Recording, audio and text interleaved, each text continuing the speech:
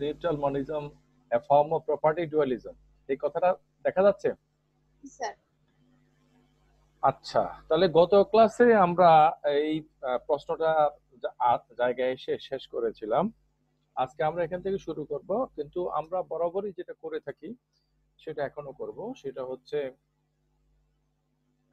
আমরা একটু রিভিউ করব উইদিন কাপল অফ মিনিটস। আমরা আসলে এখন কি আলোচনা করতেছি সুহানি?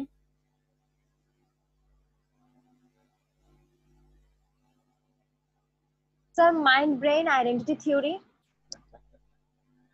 মানে মেইনলি কনশাসনেসের আচ্ছা, মধ্যে। আমাদের এই আলোচনাটা ফিলোসফি অফ মাইন্ড নিয়ে, হ্যাঁ, এই আলোচনাটা ফিলোসফির কোন জায়গাতে ফিট করে? কিসের আলোচনা? আচ্ছা, মেটাফিজিক্স এর আলোচনা।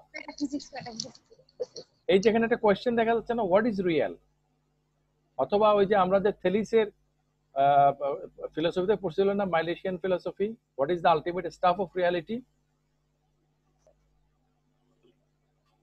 সোহানি, জি স্যার। কথা কইতে হবে তো। What is the ultimate stuff of reality, আসল জিনিসটা কি? কথা বলতেছেন? হ্যালো, জি স্যার শুনতেছি, চিন্তা করতেছি। চিন্তা করতে কিছু নাই। থেলিস কি বলছে? পানি, পানি থেকেই সবকিছুর উৎপত্তি। এনাক্সামিন্ডার বাতাস, এনাক্সামিনিস ফায়ার, তারপরে পার্মানাইডিস আনবাউন্ডেড। তো এগুলা সবগুলোই তো হচ্ছে বস্তু, তাই না? পানি একটা বস্তু না? জি। বাতাসও একটা বস্তু, তাই না? জি। আগুনও এক ধরনের বস্তু না? ম্যাটার তো, নাকি? জি। এটা জোরে কইবে তো। জি স্যার। স্যার একটু হেডফোনের সমস্যা। আচ্ছা, তাহলে যেই প্রশ্নটা দিয়ে ফিলোসফি, ওয়েস্টার্ন ফিলোসফি শুরু, মানে what is the ultimate stuff of reality, আসল জিনিসটা কি, ওরা ধরে নিয়েছে যে আসল জিনিসটা কোনো না কোনো বস্তু হবে। তাহলে আগুন হবে, পানি হবে, মাটি হবে, বাতাস হবে, কিছু না কিছু একটা হবে। তো এই সবগুলো তো বস্তু। তো জগতে যা কিছু আছে সবই কি বস্তু? বস্তুর অতিরিক্ত কোনো কিছু কি আছে? তোমার কাছে কি মনে হয়?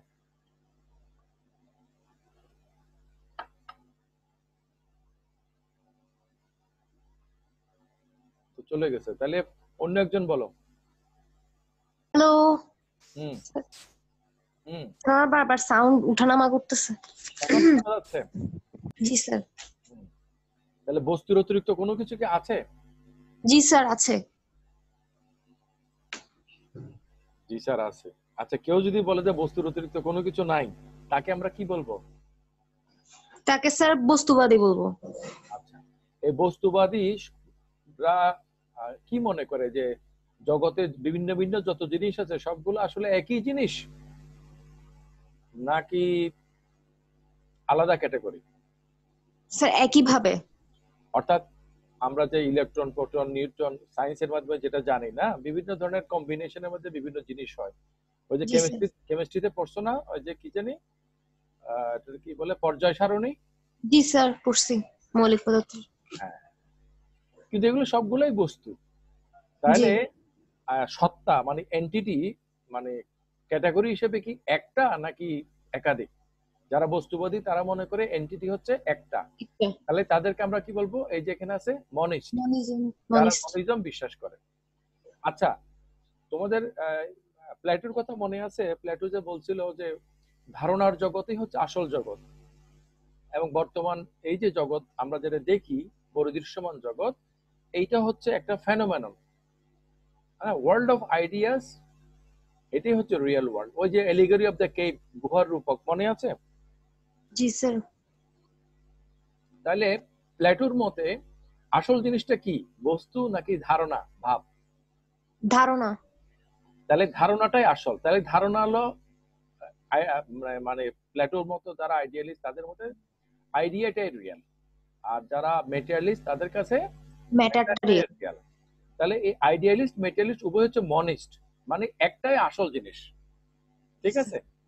আচ্ছা, এবার আসো মেটেরিয়ালিজমের মধ্যে আছে, আমরা প্রথমে যেটা পড়েছি যে এলিমিনেটিভ মেটেরিয়ালিজম, মানে মাইন্ড নামক কোনো কিছু নাই, সেটাকে এলিমিনেট করে দেয়। আচ্ছা, রিডাকটিভ মেটেরিয়ালিজম মানে হচ্ছে যে মাইন্ড বলে কোনো কিছু আছে বটে, কিন্তু আমরা যদি সেটাকে বিশ্লেষণ করি রিডাকটিভ প্রসেসে আলটিমেটলি আমরা পাই সেটা হচ্ছে ম্যাটার, ব্রেইনকে পাই। ওকে, তাহলে সরাসরি মাইন্ড নাই, ম্যাটারই সবকিছু, এটা বলা হচ্ছে এলিমিনেটিভ মেটেরিয়ালিজম। আর মাইন্ড বলতে যেটা বোঝায় সেটাকে বিশ্লেষণ করে ক্রমান্বয়ে সেটাকে কোনো একটা ম্যাটারের সাথে আইডেন্টিফাই করা, যেমন আমাদের ব্রেইন। ওকে, তাহলে আমাদের চিন্তা হচ্ছে আমাদের ব্রেইনের সাথে আইডেন্টিফাই, এটা হচ্ছে রিডাকটিভ মেটেরিয়ালিজম। ওকে, এরপরে আসো প্রপার্টি ডুয়ালিজম। প্রপার্টি ডুয়ালিজম মানে হচ্ছে, প্রপার্টি ডুয়ালিজম হচ্ছে এক ধরনের মেটেরিয়ালিজম, মানে সবকিছুই বস্তু, তবে বস্তুর দুই ধরনের বহিঃপ্রকাশ আছে। বস্তুর কোনো কোনো বহিঃপ্রকাশকে আমরা বাহ্যত মন বলে মনে করি, যেমন ওই যে রিডাকটিভ মেটেরিয়ালিজম বলা হয়েছে।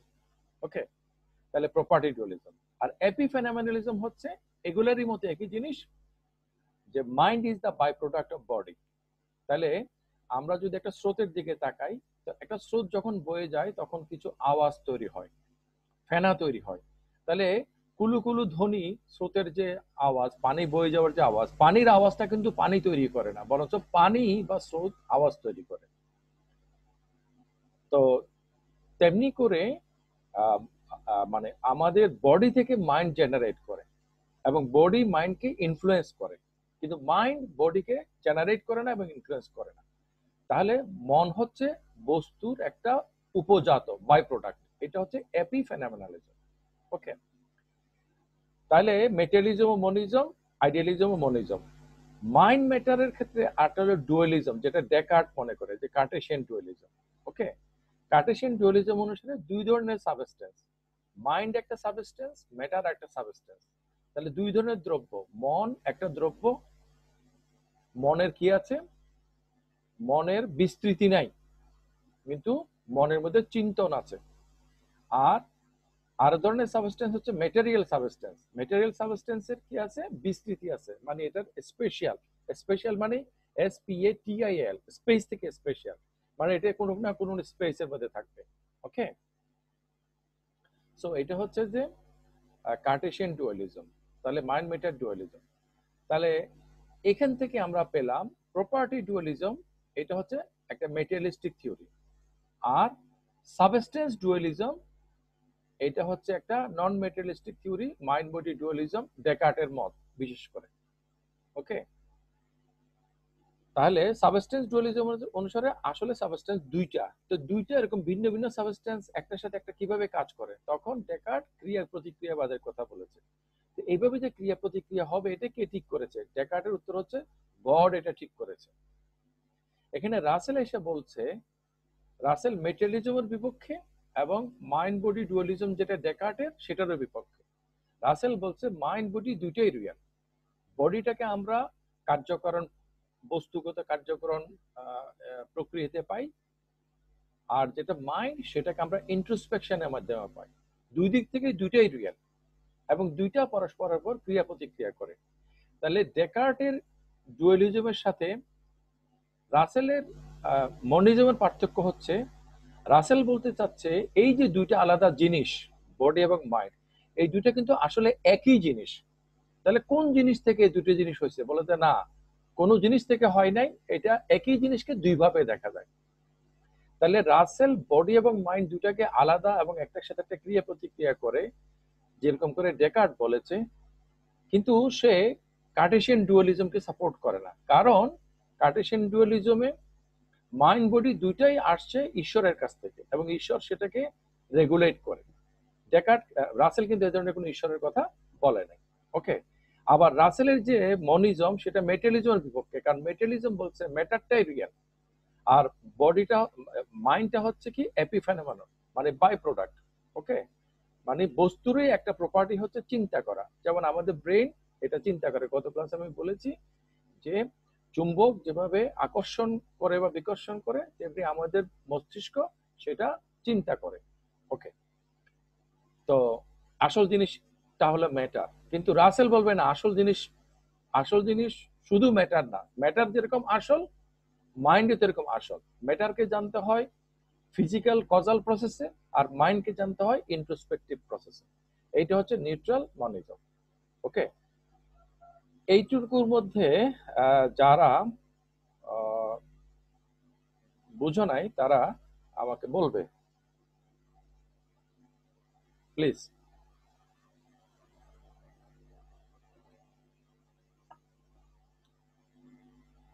কেউ তো কিছু বলছে না, আদৌ শুনছে কিনা? শোনার তো কথা স্যার। দেখি রেগুলার স্টুডেন্টরা কি বলে। কই আমাদের রিকা কোথায়? জি স্যার শুনতেছি। তো শুনছেন তো বুঝছেন না, এটা কর না। জি স্যার বুঝছি বলে চুপ করে আছি। বুঝছে বলে চুপ করে আছে। চুপ করে আছে দুই ক্যাটাগরির লোক, যারা বুঝছে এবং যারা বুঝে নাই। যারা বুঝছে তারা বুঝছে বলে চুপ করে আছে, আর যারা বুঝে নাই তারা ভয় ডরে চুপ করে আছে।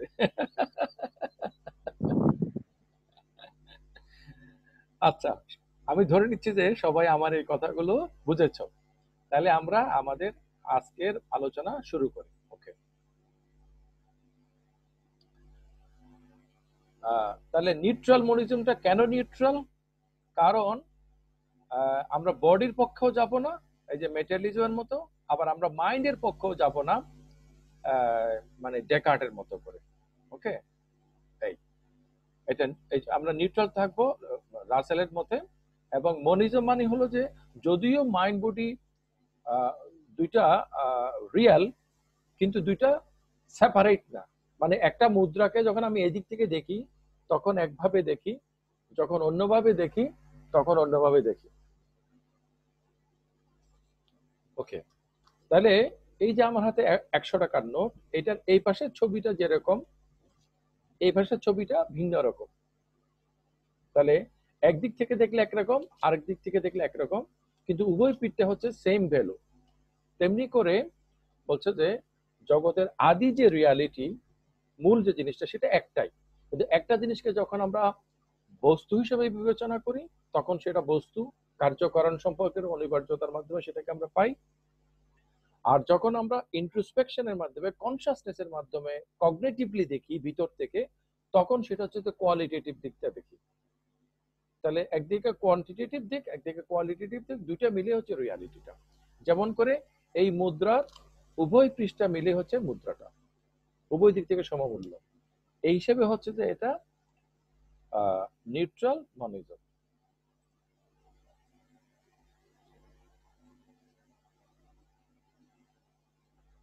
এই নিউট্রাল মনিজম কি তাহলে একটা identity theory, mind body identity theory? কেউ একজন বলো, মাইন্ড বডি আইডেন্টিটির কথা কারা বলে? যারা বস্তুবাদী তারা বলে। ওকে, আর যারা ভাববাদী তারা কি বলে? কেউ একজন বলো, না বললেও তো আমি উৎসাহ পাই না। ভাববাদীদের মতো কারো কারো মতে, যেমন প্লেটোর কথা বললাম, মাইন্ড বডি দুইটা একই জিনিস। তাহলে দুইটা একই জিনিস হলে আসল জিনিসটা কোনটা? প্লেটোর মতে আসল জিনিসটা হচ্ছে আইডিয়া। হ্যাঁ, আর ড্যানিয়েল ডেনের যেমন একজন বস্তুবাদী, ড্যানিয়েল ডেনের দৃষ্টিতে মাইন্ড বডি দুইটার আসল জিনিসটা হচ্ছে বডি, মাইন্ড হচ্ছে বাই প্রোডাক্ট। ওকে, স্যার এখানে তো আপনি স্যার বলবো কথা? হ্যাঁ কথা না বললে তো ক্লাস স্যার জমবে না তো। এখানে তো আপনি বলছেন যে নিউট্রাল মনিজমের ক্ষেত্রে আমরা মাইন্ড এবং বডি কোনোটার পক্ষেই যাব না, তো ওরা যে সেক্ষেত্রে বলছে যে তাহলে মাইন্ড বডি চেতনার ক্ষেত্রে আমরা কিভাবে সেটাকে সমর্থন করব? কাদের দৃষ্টিতে?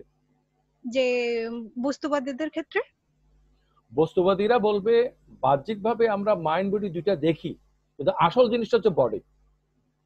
আর যারা ভাববাদী, হ্যাঁ, যারা একত্ববাদী ভাববাদী, যেমন আমি প্লেটোর কথা বললাম, ভাববাদীরা বলবে দুইটা আলাদা জিনিস, মাইন্ড বডি আমরা দেখি, আসল জিনিস কিন্তু একটা, সেটা হচ্ছে কি মাইন্ড।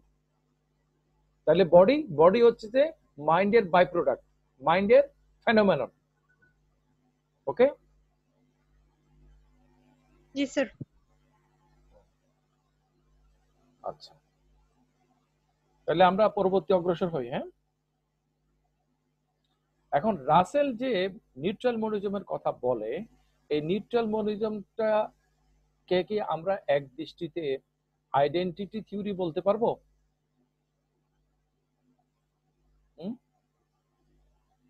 রিকা, জি স্যার। আমরা কি রাসেলকে মানে রাসেলের থিওরিটাকে আমরা কি মানে আইডেন্টিটি থিওরি বলতে পারবো? এই যে এখানে হলুদ করে দেখা আছে। স্যার আমি কনফিউজ কেন? রাসেল তো বলে নাই যে বডি যেটা ম্যাটার যেটা সেটাই মূল। এটা কি বলছে? না, এটা বলে নাই। ওকে, এটা বলে নাই। বলছে একদিক থেকে বডি আর একদিক থেকে মাইন্ড। আমরা যখন ফিজিক্যাল প্রসেসে দেখব রিয়েলিটি হচ্ছে যে ম্যাটেরিয়াল, আর আমরা যখন কোয়ালিটেটিভ দিক থেকে দেখব, কোয়ালিয়ার দৃষ্টিতে দেখব, ইন্ট্রোস্পেকশন কনসিয়াসনেসের মাধ্যমে আমাদের কগনিটিভ আসপেক্টে এটা হচ্ছে যে মেন্টাল। তাহলে একদিক থেকে ম্যাটেরিয়াল, একদিক থেকে মেন্টাল। তাহলে উনি কি আইডেন্টিটির কথা বলেছে? জি স্যার বলেছে। আইডেন্টিটিটা কিন্তু বস্তুবাদীদের মতো আইডেন্টিটি না। বস্তুবাদীদের আইডেন্টিটি হচ্ছে দুইটা আলাদা জিনিস কিন্তু আসলে এক, আর ভাববাদীদের মতে দুইটা আলাদা জিনিস আসলে এক। বস্তুবাদীদের মতে আসল জিনিসটা বস্তু, ভাববাদীদের মতে আসল জিনিসটা ভাব।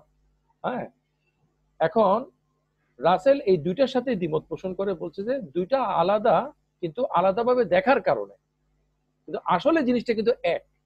ওকে, এই এবং আসল যে জিনিসটা এক সেটা নিউট্রাল, এটা ম্যাটারও না, এটা মাইন্ডও না, এবং এটা এই ম্যাটার মাইন্ডের বাইরে অতিরিক্ত সোল বা আত্মা জাতীয় কিছু গড যেটা দিয়েছে সেরকম কোনো কিছু না।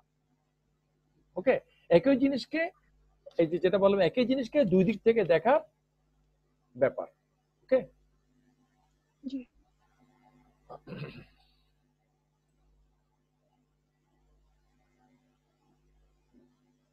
আর এটা এখানে একটা কথা যে তোমরা নীল দেখতে পাচ্ছ, এখানে বলা হয়েছে যে রাসেলের এই যে ইয়াটা, এটা মানে মানে জম্বি না, কারণ জম্বির তো কোয়ালিটি থাকবে না। মনে করো আমরা যখন বলি যে এই যে মনে করো আমার কাছে এই এই চায়ের মগটা, এই মগটা হচ্ছে একটা বস্তু, এই মগটার মধ্যে কি কোনো চেতনা আছে? না স্যার। আমি একটা ল্যাপটপ দিয়ে ক্লাসটা নিচ্ছি, এই ল্যাপটপটার মধ্যে কি চেতনা আছে? স্যার এখানে চেতনা তো তাহলে স্যার ইলেকট্রিক যেটা প্রোগ্রাম যেগুলো আছে সেটা চার্জের ক্ষেত্রে তো ওইটা প্রোগ্রামে যে যন্ত্রগুলো আছে ওইটাকেই চেতনা ধরা হবে। তো তোমার যে চেতনা আছে তুমি কিভাবে জানো? কেউ তোমাকে বলে দিছে নাকি তুমি ভিতর থেকে ফিল করো? স্যার আমি ভেতর থেকে ফিল করি। তো এই মগটা কি ভিতর থেকে ফিল করে? না স্যার। এই কম্পিউটারটা কি ভিতর থেকে ফিল করে? না স্যার। এই যে আমি তোমাদেরকে বলেছিলাম যে এই বইটার মধ্যে ফিলোসফি মাইন্ডের কথাগুলো আছে যেটা আমরা আলোচনা করছি, তাহলে জ্ঞানটা কি বইটার মধ্যে আছে নাকি বইটাকে ব্যবহার করে আমি ব্যক্তি জ্ঞান অর্জন করছি? বইটাকে ব্যবহার করে আমি ব্যক্তি জ্ঞান অর্জন করছি। তাহলে বইয়ের মধ্যে যে সাইন সিম্বল লেখা শব্দ সেন্টেন্স আছে, একই ধরনের প্রক্রিয়া তো আমাদের ব্রেনের মধ্যে আছে। এখানের মধ্যে কাগজ মানে সাদা কালো অক্ষরে আছে, আর এখানের মধ্যে এটা নানা ধরনের রাসায়নিক সংকেতের মাধ্যমে আছে, রাসায়নিক বিক্রিয়া বা পরিস্থিতির মাধ্যমে আছে। ওকে, জি স্যার। এটাও যেমন একটা ল্যাঙ্গুয়েজ, এটাও একটা ল্যাঙ্গুয়েজ। তো ল্যাঙ্গুয়েজ যদি থাকে, ল্যাঙ্গুয়েজের স্পিকার থাকবে না? স্যার ল্যাঙ্গুয়েজের স্পিকার তো ওই বইটা প্রকাশ করতে পারতেছে না, সেটার তাহলে তাকে ইউজ করেই তো আমরা মানুষেরা জ্ঞান অর্জন করছি। আমরা মানুষ বাদ দিয়ে কি কোনো বই হবে? না স্যার, হবে না। বইটা তো একটা বস্তু, আমরা তো মানুষ সাবজেক্ট। জি। তাহলে আমরা নিজেরা কি বইয়ের মতো? যে আমরা যদি পুরোটাই একটা বস্তু হই, তাহলে এই বস্তু যেরকম এটাও বস্তু, তাহলে পরেটাকে, জানেটাকে, ফিল করেটাকে? সেটা মানুষ করে। এখানে এসে যারা কোয়ালিয়ার পক্ষে, যারা মাইন্ড বডি ডুয়ালিজমের পক্ষে, তারা বলবে যে আমাদের এই বস্তুগত শরীরের মধ্যেই বস্তুর অতিরিক্ত অন্য একটা কিছু আছে। অন্য একটা কিছু যে আছে সেই জিনিসটা কি সেইটা আমরা খুব বেশি জানি না, কিন্তু আমরা বুঝতে পারি। এবং এটাকে আমরা বলছি অবস্তু। অবস্তু মানে মন, মন মানে অবস্তু, যেটা বস্তু নয়। মানে বস্তুর উপস্থিতিটা যতটা আমরা অবভিয়াসলি বুঝতে পারি, মনের উপস্থিতিটা আমরা ততটা ভালোভাবে বুঝতে পারি না। এই জন্যই ফিলোসফি অফ মাইন্ডের কোর্স। ওকে, বস্তু আছে কিনা এটা নিয়ে কেউ সন্দেহ করে না, কিন্তু বস্তুর অতিরিক্ত কোনো কিছু আছে কিনা সেটা নিয়ে আলোচনা। ওকে, তাহলে আমরা আমাদের কন্টেন্টে ব্যাক করি। তাহলে একটা জম্বির কি কোয়ালিয়া থাকবে? না স্যার। থাকবে না। তাহলে রাসেল যে বলে নিউট্রাল মনিজমের কথা, রাসেল কি মানুষকে জম্বি মনে করে? না স্যার। অফকোর্স না। আচ্ছা, রাসেলের এই যে নিউট্রাল মনিজম, এটাকে সমর্থন করেছে, এই যে তোমরা নাম দেখতে পাচ্ছ এখানে, ডেভিড শালমার্স। ওকে, শিকাগো উচ্চারণ যেরকম, শালমার্স উচ্চারণ সেরকম। কেউ কেউ এটাকে চেমার্স উচ্চারণ করে, আসলে হবে শালমার্স। ডেভিড শালমার্সের মতে সবকিছুর মধ্যে চেতনা আছে। ওকে, তাহলে আমার এই যে চায়ের মগ, এটার মধ্যে একটা চেতনা আছে, তবে এটার চেতনা অত্যন্ত দুর্বল। ওকে, এই চায়ের মগের চেতনার চেয়ে এই মোবাইলের চেতনা আর একটু ভালো, আর একটু জটিল, আর একটু পারফেক্ট। এভাবে করে আমরা মানুষ হলো সবচেয়ে পারফেক্ট, আমাদের চেতনা সবচেয়ে পরিপূর্ণ। আর মানে যত এটা ইমপারফেক্ট হবে, যত এটা জড় হবে, যত এটা ইনার্ট হবে, তত এটা চেতনা তত দুর্বল হবে। যত ছোট হবে, যত জড় হবে, তত চেতনা দুর্বল হবে। ওকে, তাহলে এই যে আমরা একটা অনলাইন ক্লাস নিচ্ছি, সারা দেশে আমাদের পার্টিসিপেন্টরা আছে। আমি চট্টগ্রামে, কথার কথা কেউ রংপুরে, আমরা বিভিন্ন জায়গা থেকে ক্লাস নিচ্ছি না। শালমার্সের মতে এই ক্লাসেরও একটা এন্টিটি তৈরি হয়েছে এবং এটারও একটা চেতনা আছে, এটা ক্লাসের চেতনা। তাহলে আমরা যদি চেতনার কথা বলি, তাহলে সেখানে কোয়ালিয়া আসবে। হ্যাঁ, তাহলে এই চশমার একটা কোয়ালিয়া আছে, এই কলমের একটা কোয়ালিয়া আছে, হ্যাঁ, আমারও কোয়ালিয়া আছে। আমার যে কোয়ালিয়া আছে, সে কোয়ালিয়ার মধ্যে আবার ভাগ আছে। আমার এই বিষয়ে কোয়ালিয়া, ওই বিষয়ে কোয়ালিয়া, ছোট কোয়ালিয়া, বড় কোয়ালিয়া, খন্ড খন্ড কোয়ালিয়া, হ্যাঁ, একত্রিত কোয়ালিয়া, এভাবে করে আছে।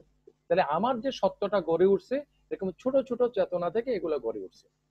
সবকিছুর মধ্যে চেতনা আছে, প্রতিটা অনুপরমাণুর মধ্যে একটা চেতনা আছে। এই মন্তব্যটা হচ্ছে যে, এই দৃষ্টিভঙ্গিটা হচ্ছে David শালমার্সের, Australian philosopher.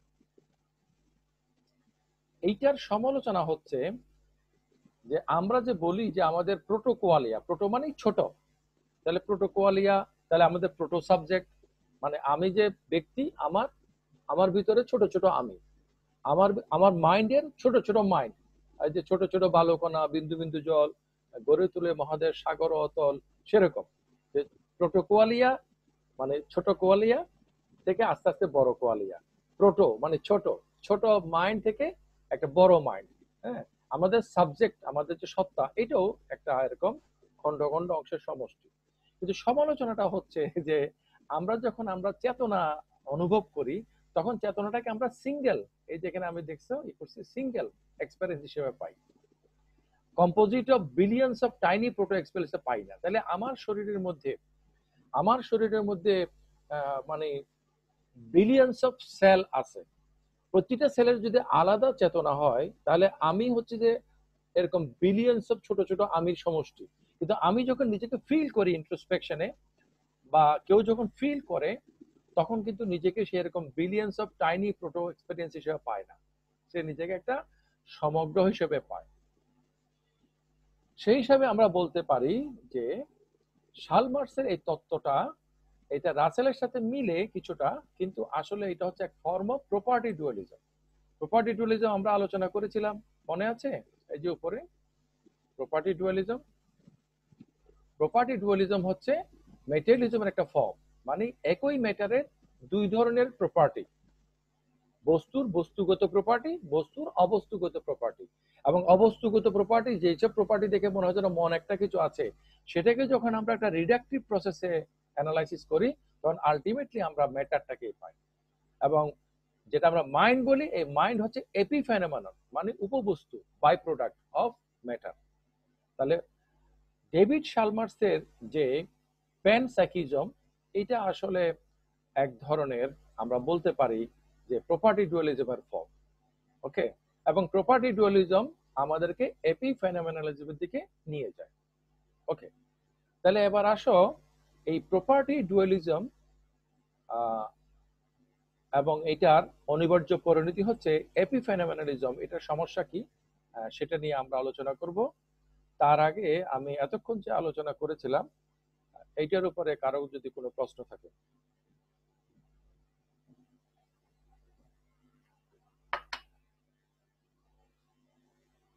Please microphone on করে কথা বলুন। স্যার সমালোচনাটা আরেকটু বললে ভালো হতো। কার সমালোচনার কথা বলবো? শালমার্সের যে থিওরিটা দিছে। শালমার্সের, হ্যাঁ, শালমার্স বলছে যে প্যানসাইকিজম মানে সবকিছুর মধ্যে, প্যান মানে কি একদম মানে সবকিছু, হ্যাঁ, আমরা যেটা বলি, হ্যাঁ, এরকম যেমন প্যানাসিয়া মানে সর্বরোগের ওষুধ। আমরা যদি বলি প্যানসফি, প্যানসফি মানে সব সফি, সবকিছু একসাথে। প্যান মানে যে প্যান ইসলামিজম, সবকিছুর মধ্যে ইসলাম, সেরকম। প্যানসাইকিজম হচ্ছে সবকিছুর মধ্যে একটা সাইকোলজি আছে। তোমরা মুসলিম ফিলোসফিতে ইবনে সিনার আত্মা এরকম একটা চার্ট পড়ছিলে না, মনে আছে কিনা? উদ্ভিদ আত্মা, জড় আত্মা, উদ্ভিদ আত্মা, মানব আত্মা, এরকম একটা চার্ট পড়ছিল কিনা? হ্যাঁ,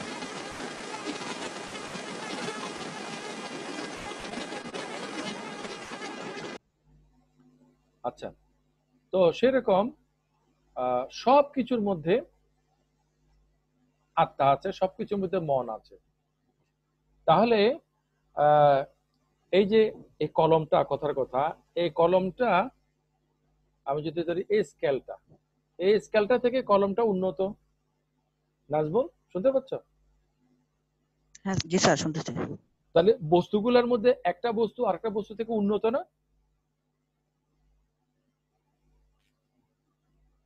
জি স্যার। হ্যাঁ, তুমি অন অফ করো না। তো একটা বস্তু থেকে আরেকটা বস্তু যদি উন্নত হয়, তাহলে বস্তুটা যত উন্নত হবে সেটা চেতনাও তত উন্নত মানের হবে। জি স্যার। যেমন উদ্ভিদের যে প্রাণ, উদ্ভিদের প্রাণের চেয়ে প্রাণীদের, যে পশু জগতের যারা আছে, পশুদের প্রাণ উন্নত না? জি স্যার, অবশ্যই। পশুদের প্রাণের থেকে আমাদের প্রাণ উন্নততর না? উন্নততর, আরো বেশি। Right, right. তাহলে এটা কি কেউ অস্বীকার করে? কোন নাস্তিক কি অস্বীকার করে? যারা ঈশ্বর নাই মনে করে, তারা কি মনে করে যে প্রাণীদের যা বুদ্ধি, তাদের লাইফের যে কোয়ালিটি আর আমাদের লাইফের কোয়ালিটি সেম, এটা কি মনে করে? নিশ্চয়ই না। না স্যার। সবাই মনে করে যে মানুষ হচ্ছে উন্নততর। যারা নাস্তিক তারা মনে করে এটা একটা বিবর্তনের প্রক্রিয়ার মধ্যে অটোমেটিক্যালি হয়েছে। যারা আস্তিক তারা মনে করে এই বিবর্তনটা গড গাইড করেছে, গড এভাবে বিবর্তন প্রক্রিয়ার মাধ্যমে করেছে। সেটা ভিন্ন এক্সপ্লেনেশন, কিন্তু সবাই এ ব্যাপারে একমত যে মানুষ হচ্ছে সবচেয়ে উন্নত। তাহলে প্রাণের যেরকম এরকম একটা স্তর বিন্যাস আছে উন্নত, তেমনি চেতনারও স্তর বিন্যাস আছে, সবকিছুর মধ্যে চেতনা আছে। তাহলে এই কলমের যে চেতনা আর আমার যে চেতনা, দুইটা কি সমান? না স্যার। আচ্ছা, আমার চেতনা যে উন্নত, এই উন্নতটা কিভাবে হয়েছে? তাহলে আমার প্রতিটা মস্তিষ্কের কোষের, আমার দেহ কোষের, আমার সত্তার সবকিছুর মধ্যে চেতনা আছে। তাহলে আমার আঙ্গুলের একটা চেতনা আছে, আমার হাতের একটা চেতনা আছে। আঙ্গুল নিয়ে যেরকম হাতগুলো নিয়ে যেমন আমার অঙ্গ প্রত্যঙ্গ, তেমনি করে ছোট ছোট চেতনাগুলো আস্তে আস্তে বড় বড় চেতনা, সরল চেতনাগুলো আস্তে আস্তে জটিল চেতনা তৈরি করে।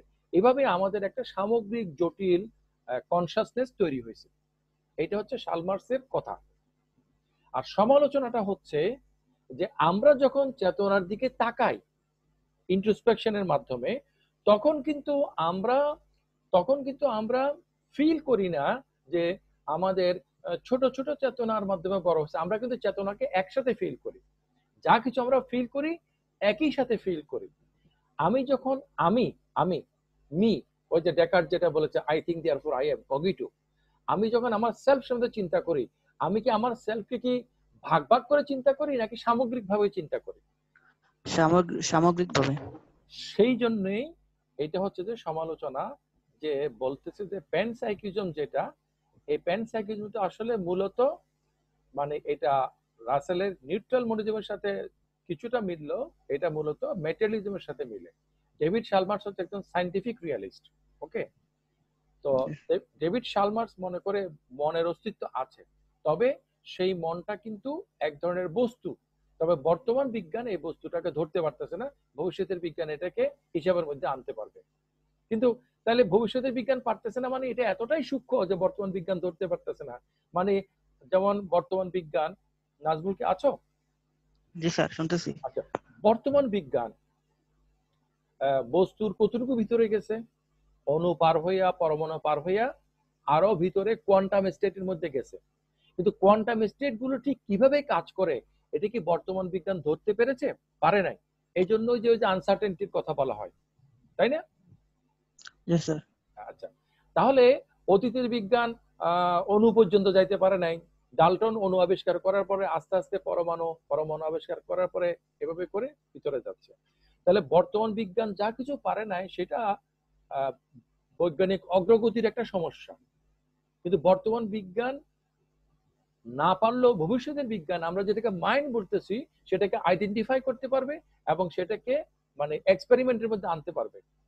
এটা হচ্ছে ডেভিড শালমার্সের মত। ডেভিড শালমার্স যদি এই ধরনের চিন্তাধারা পোষণ করেন, তিনি কি নিউট্রাল মনিজমের পক্ষে থাকলেন নাকি প্রপার্টি ডুয়ালিজমের পক্ষে থাকলেন? তিনি ডুয়ালিজমের মধ্যেই তো আছেন।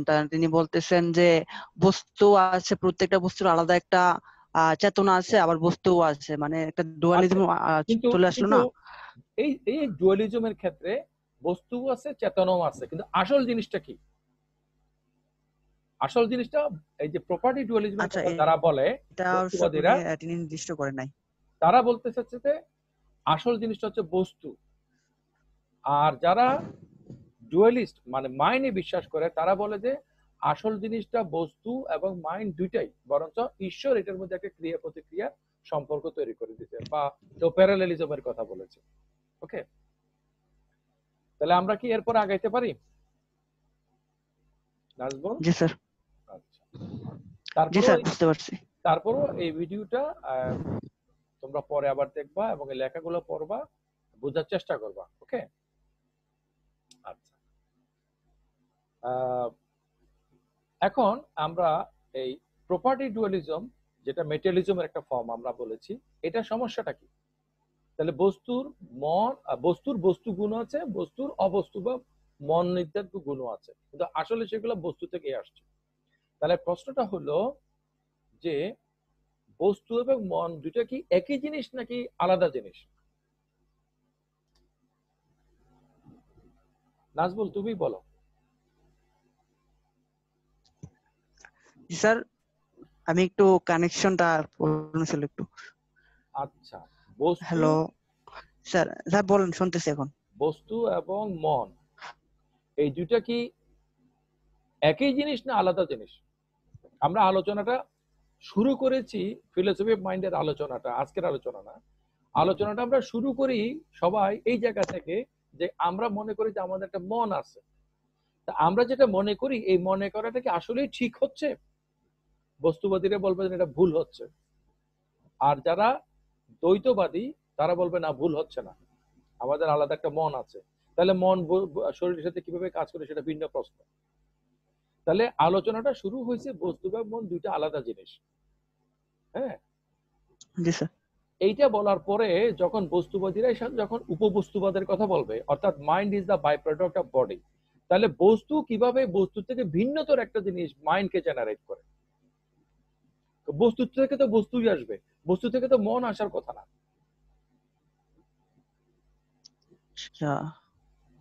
এটা হচ্ছে বস্তুবাদী যে উপবস্তুবাদ, এপিফেনোমেনালিজম, সেটা সমালোচনা।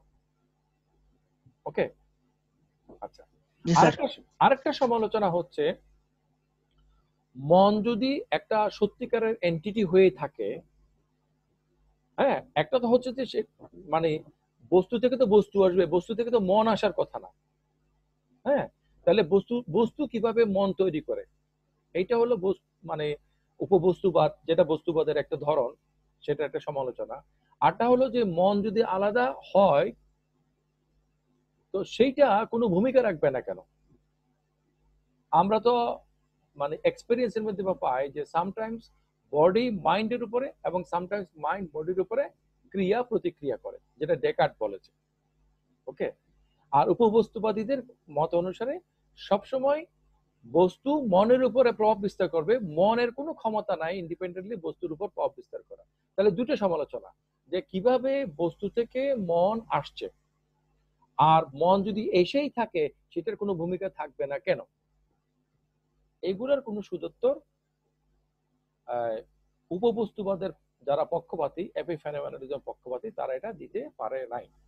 ওকে, এরপর আসো রাসেলের যে নিউট্রাল মডেলিজম আমরা আলোচনা করছিলাম, সেটা আর কি কনসিস্টেন্ট ব্যাখ্যা আমরা দিতে পারি।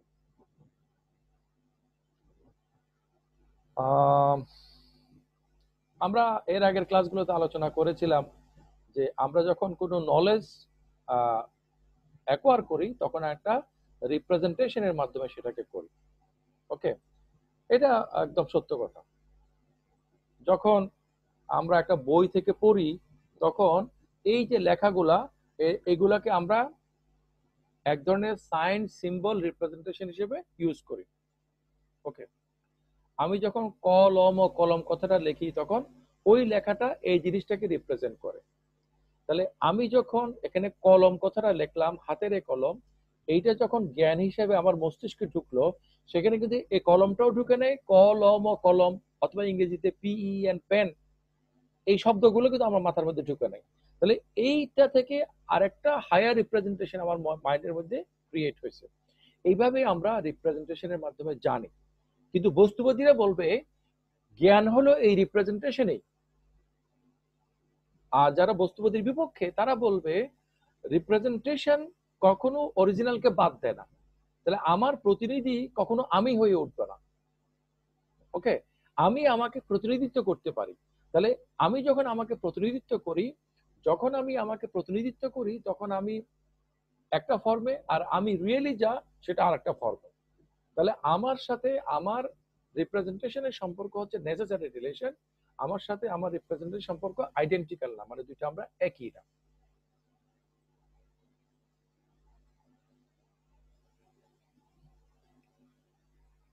তাহলে আমরা যখন আমাদের ব্রেনের সাথে কনসাসনেসের একটা রিলেশন নিয়ে আলোচনা করব, তখন আমরা দেখব যে আমাদের ব্রেন হচ্ছে একটা বস্তু, কিন্তু আমাদের যে চেতনা সেটা কিন্তু বস্তু না। কিন্তু এখানে একটা মানে একটা রহস্য হচ্ছে আমাদের ব্রেনকে ভর করে আমাদের চেতনাটা কাজ করে। যেমন আমি যা বলতে চাচ্ছি সেটার জন্য আমার গলার স্বরটা আমি ব্যবহার করছি। মাঝে মাঝে এমন হয় যে কোনো অসুখের কারণে আমরা আমাদের শব্দগুলো ভিতর থেকে বের করতে পারছি না, কিন্তু আমার ব্রেইনের মধ্যে কিন্তু কমান্ডটা তৈরি হচ্ছে, কিন্তু কমান্ডটা এক্সিকিউট হচ্ছে না। তাহলে এক্সিকিউট হওয়ার জন্য আমার যেরকম ভোকাল কর্ড দরকার, তেমনি চেতনাটা কার্যকর হওয়ার জন্য, চেতনাটা ক্রিয়াশীল হওয়ার জন্য আমাদের একটা বস্তুগত সাপোর্ট লাগে, একটা ব্রেন সাপোর্ট লাগে। তাহলে আমার ভোকাল কর্ড যেমন আমার কথাকে প্রকাশ করে, তেমনি আমার ব্রেন আমার চেতনাকে ধারণ করে। কিন্তু ব্রেন এবং চেতনা দুটা এক জিনিস না। তাহলে দুইটা কি আলাদা জিনিস? বার্ট্রান্ড রাসেল বলবে না, দুইটা আলাদা জিনিসও না, দুইটা বরঞ্চ একই জিনিস। তাহলে এই জিনিসটাকে যখন আমি কজাল প্রসেসে দেখি, পারসেপশনের মাধ্যমে দেখি, এই যেখানে আছে, তখন এটা হচ্ছে ম্যাটেরিয়াল।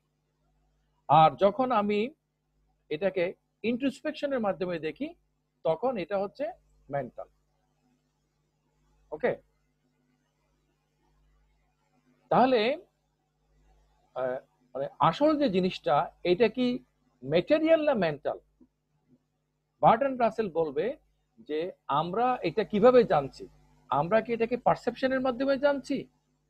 আমরা যদি পারসেপশনের মাধ্যমে জেনে থাকি তখন এটা ম্যাটেরিয়াল, আর আমরা যদি এটাকে ইন্ট্রোস্পেকশনের মাধ্যমে জেনে থাকি তখন এটা হচ্ছে মেন্টাল।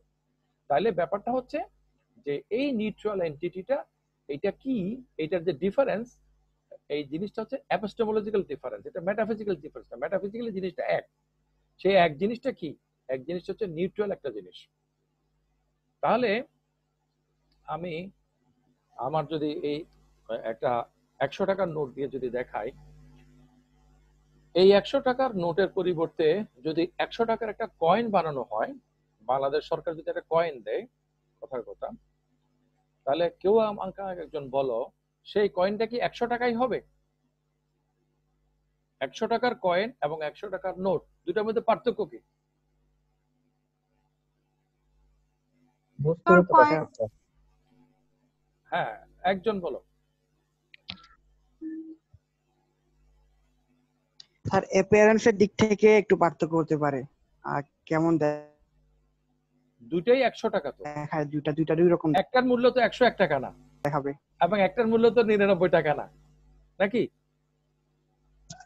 মান হিসেবে ঠিক আছে, কিন্তু স্যার আমাদের সামনে অ্যাপিয়ারেন্স হিসেবে কিন্তু দুইটা দুই রকম লাগবে কেন, দেখতে, গঠনের দেখার দিক থেকে তো ভিন্ন। একটা হলো কাগজে ছাপানো, আরটা হলো মেটালের উপরে ছাপ দেওয়া। একটা মেটাল, আরটা হলো পেপার। দুইটা আলাদা আলাদা আলাদা জিনিস না। হ্যালো, জি স্যার, মূল্যের দিক থেকে একই, কিন্তু মানে হচ্ছে যে বস্তুগত দিক থেকে আলাদা আর কি, ভিন্ন। রাইট রাইট, এক্স্যাক্টলি সেটা রাসেল সেই কথাটাই বলতে চাইবে। রাসেল বলতে চাইবে যে যখন আমরা এই বিষয়টাকে, আমি এখানে আবার দেখাই, যখন আমরা পারসেপচুয়াল কজাল প্রসেসে দেখব তখন এটা হচ্ছে যে ম্যাটার বা মেটেরিয়াল, আর যখন আমরা ইন্ট্রোস্পেকশনের মাধ্যমে দেখব তখন, তাহলে মনের দৃষ্টিতে দেখলে এটা মানসিক, আর শারীরিক দৃষ্টিতে দেখলে এটা শারীরিক। তাহলে আসল জিনিসটা কি? বলে আসল জিনিসটা হচ্ছে নিউট্রাল। এটা বোথ সাইড, কিন্তু নিউট্রালটার আলাদা কোনো ইয়া নাই, মানে কিছু নাই। যেমন ডেকার্ট বলছে মাইন্ড বডি দুইটাই রিয়েল, কিন্তু এই দুইটা রিয়েল আছে আরো একটা ব্রডার রিয়েলিটি থেকে, সেটা হচ্ছে যে the existence of god. God has created mind and body and has set the rules to interact with each other or to act parallelly. আমার মনে হয় তোমরা এগুলো খুব ভালোই বুঝতে পারছো। আমার মনে হচ্ছে তোমরা কি বুঝছো কিনা, আমরা কেমনে বুঝবো? জি স্যার, বুঝতে পারছি। আহমদ আব্দুল্লাহ বুঝতে পারছি বলছে। আচ্ছা, আর বুঝতে পারো নাই এমন কেউ যদি আছো, আল্লাহর ওয়াস্তে ফর গড সেক বলো যে আমি বুঝি নাই অথবা কম বুঝছি, আমি খুব খুশি হব। এবং করোনা পরিস্থিতি শেষ হলে তোমাকে একটা পুরস্কারও দেব সততার জন্য। স্যার এখানের মধ্যে আপনি বলছেন কিছুক্ষণ আগে যদি আমরা পারসেপশনের মাধ্যমে দেখি সেটা অবশ্যই ম্যাটেরিয়াল, আর যদি ইন্টারস্পেকশনের মাধ্যমে দেখি সেটা হবে মেন্টাল। তো এই ক্ষেত্রে কিছুক্ষণ আগে রাসেল বলছিল এটা দুটোই নিউট্রাল হবে, মানে দুটোই হবে। তো স্যার এটা কিভাবে ঠিক বুঝলাম না, দুটোই যদি আলাদা। তুমি যে এখন রেসপন্স করছো এটা কি পুরস্কারের লোভে নাকি জানার জন্য? স্যার জানার জন্য, ওইটা আপনি পুরস্কার বলার আগে ওই জায়গাটা আমি একটু ইয়া করে ফেলছিলাম, পুরস্কার না স্যার। স্যার আপনার তাহলে আমার পুরস্কার দেওয়া উচিত, কারণ আমি প্রত্যেকদিন ক্লাস করি স্যার। হ্যাঁ হ্যাঁ হ্যাঁ, আচ্ছা ঠিক আছে, পুরস্কার চাই দি, তুমি পাওয়ার হকদার হইলা। তাহলে আমিও পাই পুরস্কার। অবশ্যই অবশ্যই অবশ্যই স্যার রিকা যদি প্রত্যেকদিন ক্লাসের জন্য পাই তাহলে আমিও পাবো। অবশ্যই। আজকে কি তুমি তোমার মায়ের মোবাইল দিয়ে ঢুকছো? আমিও পাবো, আমিও প্রতিদিন ক্লাস করি। না, আপনি তো আরো অনেক কিছু পাওনা আছেন। চুল কেটে দেওয়ার জন্য আপনি কিচেনে বলে পাওনা আছেন। এত পাউন্ডার আলাপ করলে কেমন হবে? এটা তো একটা ফর্মাল ক্লাস, আমি ওই কথা দাবি করতেছি শোনো, না। এত ফর্মাল দিয়ে লাভ নাই, বুঝছো?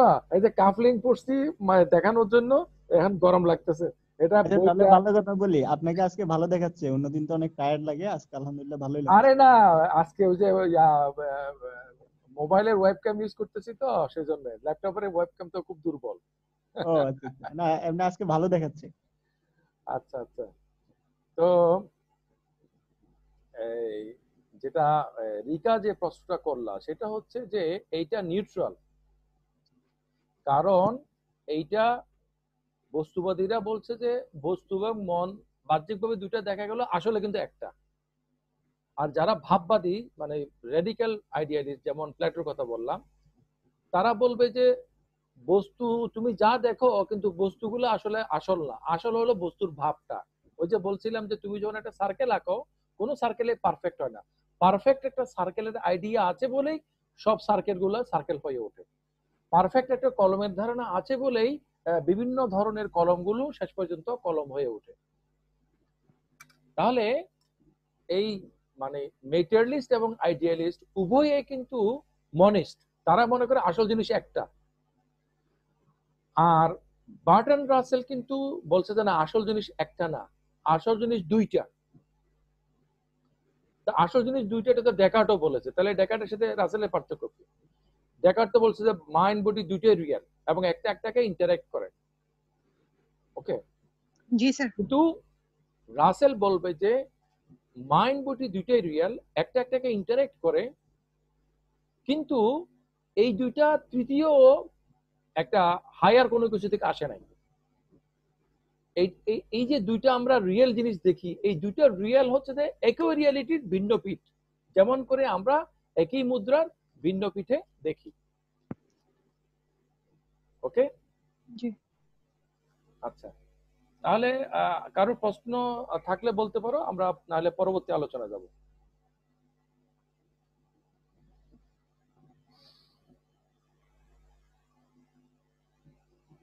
তারা আগানো যায়। আচ্ছা,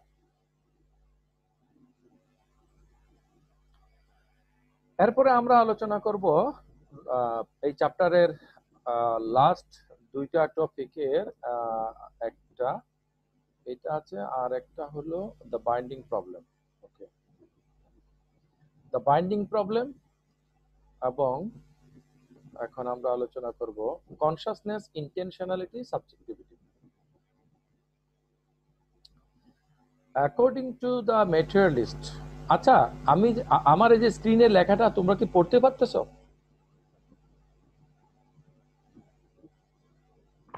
জি স্যার। জি স্যার, পারছি। জি স্যার। আচ্ছা, রিকার পরে জানি কে বললো? ছেলে, ছেলে কণ্ঠ। স্যার আমি। আমি কি নাম? স্যার মোহাম্মদ রুহুল। মোহাম্মদ রুহুল। হ্যাঁ, আমার কাছে নতুন মনে হয়েছে তো সেজন্য। আচ্ছা রুহুল, জি স্যার। তোমাকে যদি এটা পড়তে বলি তুমি কি মাইন্ড করবা? না স্যার। আচ্ছা, তাহলে একটু পড়ো তো দেখি অ্যাকর্ডিং টু এখান থেকে। According to the materialist, intentionalist approach of qualia, qualia are just features of perceptual representational states and features of those states, not intrinsically but one as represented Only. by the না, higher, not intrinsically but only. but only as represented by the higher order representational states. Need for the explanation of representation or intentionality itself. আচ্ছা, তাহলে এখানে রুহুল তুমি থাকো। হ্যাঁ, জি sir. আমরা ওই যে এই চ্যাপ্টারের শুরুতেই আলোচনা করেছিলাম যে ইন্টেনশনালিস্ট অ্যাপ্রোচ। বস্তুবাদীরা বলবে আমরা যেগুলোকে ইন্টেনশন বলি এগুলো হচ্ছে আমাদের ফিজিক্যাল কন্ডিশনের একটা মানে আউটকাম। যেমন আমার শরীরে যদি পানি শূন্যতা তৈরি হয়, তখন আমি চোখে খালি পানি দেখতে থাকবো। ওই যে মরুভূমির মধ্যে পিপাসার্ত লোকেরা যে মরিচিকা দেখে, সেরকম। হ্যাঁ, তাহলে আমার শরীরে যদি পানির ঘাটতি হয়, আমার মধ্যে মানে পানির প্রতি খুব মায়া সৃষ্টি হবে। পানির প্রতি যে আমার মায়া সৃষ্টি হয়েছে, ইন্টেনশন হয়েছে, এটা হচ্ছে আমার একটা ফিজিক্যাল কন্ডিশনের কারণে। এবং তারা বলবে আমরা যেগুলোকে কোয়ালিয়া বলছি এগুলো হচ্ছে যে আসলে কতগুলো রিপ্রেজেন্টেশনাল স্টেট অফ ইন্টেনশনালিটি। ওকে, এইভাবে করে একটা রিপ্রেজেন্টেশন থেকে আরেকটা রিপ্রেজেন্টেশন, এভাবে হায়ার রিপ্রেজেন্টেশনের মাধ্যমে আমরা যেগুলো কোয়ালিয়া বলি এই ধরনের জিনিসগুলো তৈরি হয়। তাহলে কোয়ালিয়াগুলো ইন্ট্রিনজিক না, বরঞ্চ কোয়ালিয়াগুলো গড়ে ওঠে। কিভাবে গড়ে ওঠে? কোয়ালিয়াগুলো গড়ে ওঠে কিভাবে? আমাদের ইন্টেনশনালিটির মাধ্যমে। তাহলে আমাদের যখন যখন মনে করো আমি যদি ভয় পাই, তাহলে আমি কি করব? তখন আমার কাছে ভয় পাইলে কি আমি মানে খুশি, মানে সুখী হব, হ্যাপি হব, নাকি আমি মন খারাপ করব? নিশ্চয়ই মন খারাপ করব।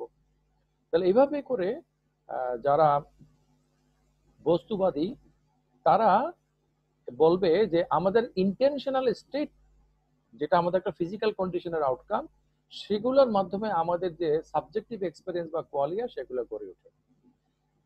তাহলে এই ইন্টেনশনালিটি জিনিসটা কি? হ্যাঁ, ওকে।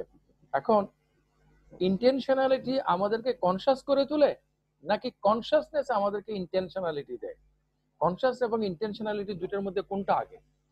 জন সার্লে, তিনি একজন আমেরিকান ফিলসফার, অ্যানালিটিক ফিলসফার, তিনি বলবেন there really are no process that are both unconscious and literally intentional.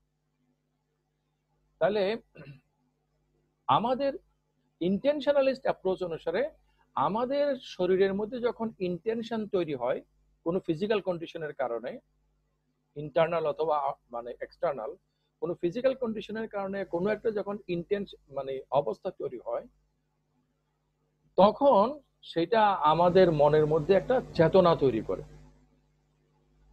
তাহলে চেতনাটা হচ্ছে ইন্টেনশনের একটা outcome, product, according to the materialist, যারা ইন্টেনশনালিস্ট অ্যাপ্রোচে মাইন্ডকে ব্যাখ্যা করার চেষ্টা করে। ওকে, এখন জন সার্লে এটাকে সমালোচনা করে বলতেছেন যে আমরা কি এমন কোনো ইন্টেনশনাল স্টেটের কথা বলতে পারবো যেটা আনকনশাস? কারণ কনসাসনেসটা যদি ইন্টেনশনালিটি থেকে হয়ে থাকে, তাহলে ইন্টেনশনালিটি থাকবে, এরপরে কনসাসনেস ক্রিয়েট হবে। কিন্তু আমরা কি এমন কোনো ইন্টেনশনাল স্টেটকে পাই যেটা আনকনশাস? অথচ আমরা জানি যে আমাদের সকল জ্ঞানের ভিত্তি হচ্ছে আমাদের কনসাসনেস। মানে we have to be conscious first to raise question about the ontology of consciousness. চেতনার স্বরূপ সম্বন্ধে প্রশ্ন তোলার জন্য, আলোচনা করার জন্য, বিশ্লেষণ করার জন্য, চেতনা নাই এটা বলার জন্য আমাদেরকে প্রথমে কিন্তু চেতন হইতে হবে, চেতনা থাকতে হবে। আমরা যদি সচেতন না থাকি, তাহলে আমরা কোনো ধরনের হ্যাঁ না, ভালো মন্দ, আছে নাই, কোনো কিছু বলতে পারবো না। তাহলে চেতনাটা হচ্ছে যে পূর্ব শর্ত অ্যাবাউট ইন্টেনশনালিটি। অথচ বস্তুবাদীরা বলতে চাচ্ছে যে ইন্টেনশনালিটি থেকে চেতনা উদ্ভূত হয়।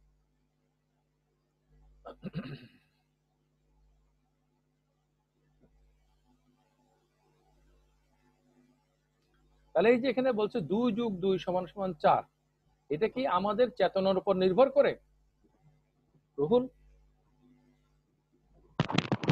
স্যার, হ্যাঁ, হ্যালো? জি স্যার, আমাদের চেতনার উপর নির্ভর করে 2 + 2 = 4। এখন এই যে বাচ্চাটা যেটা মাত্র লেখাপড়া শুরু করছে, 2 এ 2 যে 4 হয় সে জানে না, তাহলে কি 2 এ 2 4টাকে মিথ্যা? ওর কাছে তো 2 এ 2 4 এরকম কোনো চেতনা নাই। স্যার কনফিউজ হয়ে গেছে। হ্যাঁ, আচ্ছা, আমি কনফিউজড এটা নিয়ে। কনফিউশন হচ্ছে এটা নিয়ে আমার আর খুব জটিল একটা দীর্ঘ আলোচনা আছে।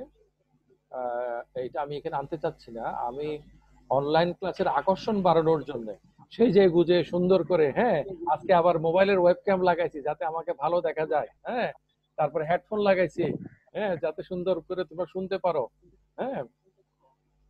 তো প্ল্যান করতেছি আর একটা ভালো যে মুখের কাছে যে মাইক্রোফোন আসে সেরকম দেওয়া যায় কিনা, হ্যাঁ। তোমাদেরকে অনলাইন ক্লাসে আকর্ষণ তৈরি করার জন্য আমি সহজভাবে একেবারে মানে কি বলা যায়, ডালে চালে খিচুড়ির মতো করে বলার চেষ্টা করছি, জটিলতার দিকে যাব না।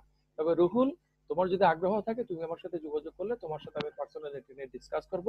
আপাতত আমি এটুকু বলে নেই, সেটা হচ্ছে আমার কথা শুনো আগে। জি স্যার। সেটা হচ্ছে যে 2 2 4 ওই বাচ্চাটার জন্য এটা সঠিক এখনো হয় নাই, কিন্তু আমরা জানি যে এটা ইউনিভার্সাল ট্রুথ। আমরা তো জানি, জি বড়রা জানে। আচ্ছা, আমরা বড়রাও যদি না জানতাম, কথার কথা 2 2 4 এটা ফেরেশতারা জানে, দেবতারা জানে, অথবা আহ, নাস্তিক্যবাদী দৃষ্টিতে বললে এলিয়ান যারা আছে মানে অন্য ইউনিভার্সের মধ্যে ইন্টেলিজেন্ট এন্টিটি, এলিয়ানরা জানে 2 2 4, দুনিয়ার কোনো মানুষ জানে না। তো তাহলে দুনিয়ার মানুষদের কাছে 2 2 4 এই কথাটা কি সঠিক সত্য হবে, নাকি এটা একটা অস্তিত্বহীন জিনিস হবে? সত্য হবে স্যার। না, সত্য হবে না। স্যার কেউ না কেউ তো জানতেছে। তো কে জানতেছে সেটাও যদি আমরা না জানি, তাহলে আমরা কেমনে বলবো যে এটা সঠিক? স্যার এলিয়েনরা জানতেছে বললেন না? এলিয়ানরা যে জানে সেটা তো আমরা জানি না। আচ্ছা আচ্ছা।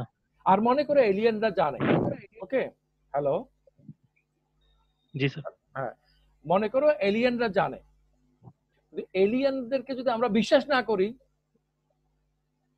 তাহলে এটা কি সঠিক হবে? স্যার আপনি ইউনিভার্সাল ট্রুথ বললেন না? ইউনিভার্সাল ট্রুথ ইউনিভার্সাল হয়ে উঠে আমরা পার্টিকুলার সাবজেক্টরা এটাকে অ্যাকসেপ্ট করার মাধ্যমে। আচ্ছা আমাদের আগে অ্যাকসেপ্ট করতে হবে।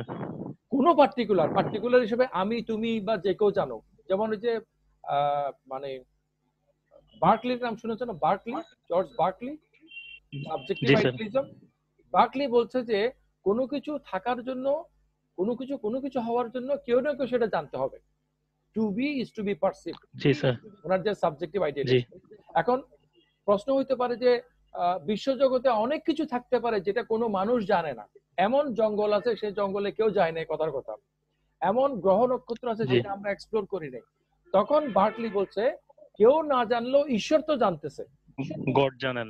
হ্যাঁ, মানে কারো না কারো জ্ঞানের বিষয় হওয়া ছাড়া কোনো কিছু অস্তিত্বশীল হতে পারে না। এটা হচ্ছে আইডিয়ালিজমের কথা। ওকে, তাহলে 2 2 যে 4, এই 2 2 4 হওয়ার বিষয়টা, এইটা কি আমাদের ইন্টেনশনের মধ্যে আগে আসছে নাকি কনসাসনেসের মধ্যে আগে আসছে? ইন্টেনশনে।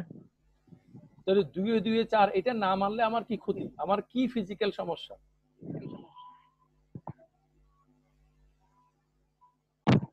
স্যার মেনে নিতে হবে তো স্যার। আহা, মনে করো একটা জটিল আমি একটা সংখ্যা বললাম 2 2 4 না বলে, এমন অনেক সংখ্যাগত মানে ম্যাথমেটিক্যাল টার্ম, রিলেশন, ইকুয়েশন আছে না যেগুলো আমরা জানি না। জানি না। যেগুলো না জানলে আমাদের সমস্যা কি? এটা না জানার কারণে আমাদের শরীরের মধ্যে কোনো সমস্যা হচ্ছে না স্যার। তাইলে দেখা যাচ্ছে এই ইউনিভার্সাল ট্রুথ যেগুলো বলা হচ্ছে, এই ইউনিভার্সাল ট্রুথ যাই আমরা বলি না কেন, সেগুলো সম্বন্ধে যখন আমরা কনসাস হই, তখন সেগুলোর ব্যাপারে আমাদের ইন্টেনশন তৈরি হয়। যেমন 2 + 2 = 4, এই ব্যাপারে আমাদের ইন্টেনশন হচ্ছে ইট ইজ রাইট, কারেক্ট। 2 + 2 = 6, আমাদের ইন্টেনশন বলবে ইট ইজ রং, তাই না? জি। আচ্ছা, এরপরে আসো নেক্সট পয়েন্টে, the connection between intentionality and consciousness. আমরা অলরেডি বুঝে গেছি যে চেতনা হচ্ছে একটা সামগ্রিক বিষয়। চেতনার মধ্যে আমরা ভাগাভাগি পাই না। রুহুল, তুমি কি আছো এখনো? আছি স্যার। আচ্ছা রুহুল, তুমি যখন একটা ঘটনাকে স্মরণ করো, ঘটনাটা ঘটতে মনে করো সময় লেগেছে তোমার জীবনের ঘটনায় ধরো 10 বছর, তুমি এটা স্মরণ করতে তোমার এটা কি 10 মিনিট লাগে, 10 সেকেন্ড লাগে, নাকি at the same time you can recall whatever happen? তুমি কতটুকু স্মরণ করতে পারো, বেশি করে না কম করে? তোমার স্মরণ করাটা কি ভিভিড নাকি ব্লার, সেটা ভিন্ন কথা, কিন্তু whatever you can remember, does it take any time or it happens all at once? 1 সেকেন্ডও স্মরণ করতে পারি, আবার 10 সেকেন্ডও লাগে, আবার অনেক বেশি সময়ও লাগে। তুমি যখন তোমার রিমেম্বারিংসটা মানে স্মরণ করাটাকে যখন এক্সটেন্ড করতে থাকো, চিন্তা করতে করতে করতে পরে মনে পড়ে, কিন্তু একটা চিন্তা যখন আসে তখন কি একসাথে আসে না খন্ড খন্ড হয়ে আসে? একসাথেই আসে স্যার। একসাথে আসে। Right. তাহলে আমরা যখন একটা চিন্তা করি, চিন্তাটা তাহলে আমাদের যে চেতনা, এই চেতনাটা কিন্তু মানে কনসলিডেটেড, একসাথে, এটা কিন্তু আলাদা না। ওকে, তাহলে in this unity of conscious experience we see again how deeply tied consciousness is with intentionality, and how both consciousness and intentionality are tied to the presence of subjectivity. তাহলে এখানে বলছে যে আমাদের মানে চেতনার যে অবিভাজ্যতা, একক যে সত্তা, এটার সাথে ইন্টেনশনালিটি এবং সাবজেক্টিভিটির হচ্ছে একটা অনিবার্য সম্পর্ক। ওকে, তাহলে চেতনা, তারপরে ইন্টেনশনালিটি বাংলা কি, অভিপ্রায়ত্ব এবং সাবজেক্টিভিটি, আমাদের যে ব্যক্তিসত্তা, এই তিনটার সম্পর্ক হচ্ছে অনিবার্য সম্পর্ক, কিন্তু এই তিনটা জিনিস এক না। ওকে, কনসাসনেস, ইন্টেনশনালিটি এবং subjectivity, this things are not identical but they are necessarily connected to each other. তাহলে আমি যদি বলি যে চেতনা, অভিপ্রায়ত্ব এবং আমার সত্তা এগুলো আসলে একই জিনিস, তাহলে আমি কিন্তু বস্তুবাদী হয়ে যাব। ওকে, এবং বস্তুবাদী যদি হয় তাহলে আমি এটার ইন্টেনশনালিস্ট অ্যাপ্রোচে একটা যুক্তি দেব এবং সেগুলোর সমালোচনাও থাকবে। হ্যাঁ, বেশ খানিকটা আলোচনা করলাম। এইটুক যেটা আলোচনা করেছি, এইটুক ক্লিয়ারলি বুঝতে পারো নাই এমন কেউ যদি থাকো একটু বলবে। মাঝখানে কে জানি হাত তুলছিল, সে যদি বলো বা অন্য কেউ যদি বলো।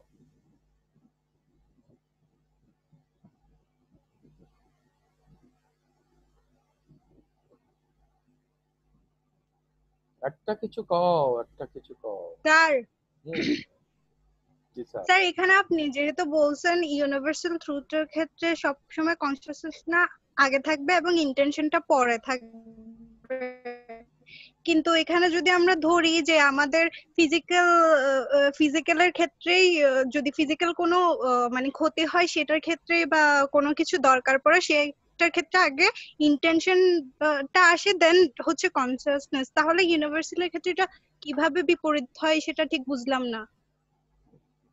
আচ্ছা, মানে ইউনিভার্সাল ট্রুথের ক্ষেত্রে তুমি একটা খারাপ কাজ করছো প্রথমে, আপনি বলছেন বলে আমার কাঁধের উপর চাপাই দিছো, এটা আমি বলিনি তো, এটা আমরা আলোচনা করতেছি। আপনি বলছেন বলে আমাকে কেন দোষী করতেছো? আমরা আলোচনা করি যে আমাদের কি কনসাসনেস আগে না ইন্টেনশনালিটি আগে, আমরা আসলে কি ফিল করি আমরা।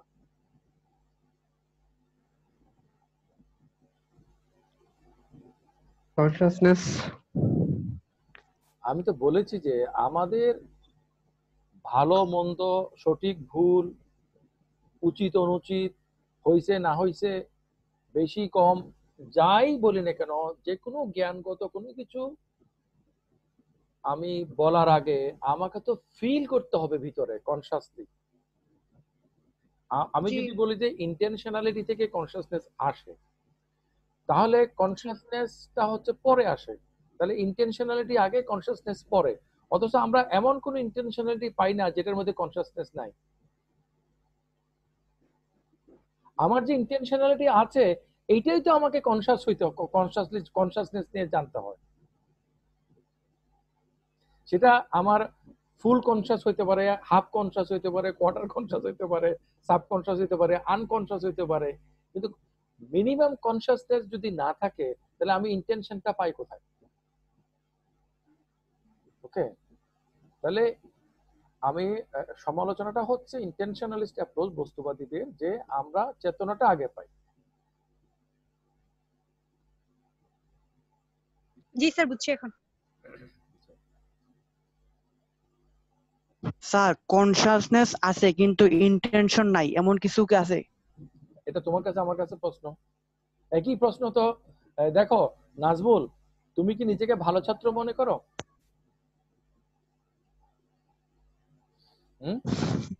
জি স্যার। তুমি কি নিজেকে ভালো ছাত্র মনে করো? একদম মানে আল্লাহ সাক্ষী কইবা সত্য কথা। না না স্যার। তুমি নিজেকে ভালো ছাত্র মনে করো না, অথচ বিশ্ববিখ্যাত মানে লিজেন্ডারি ফিলোসফার বলা হয় জন সার্লে, বেঁচে আছেন এখনো।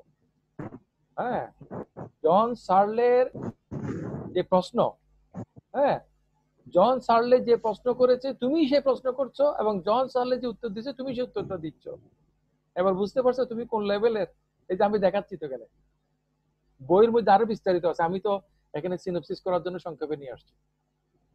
তিনি বলছেন যে মানে there really are no process that are both totally unconscious and literally intentional.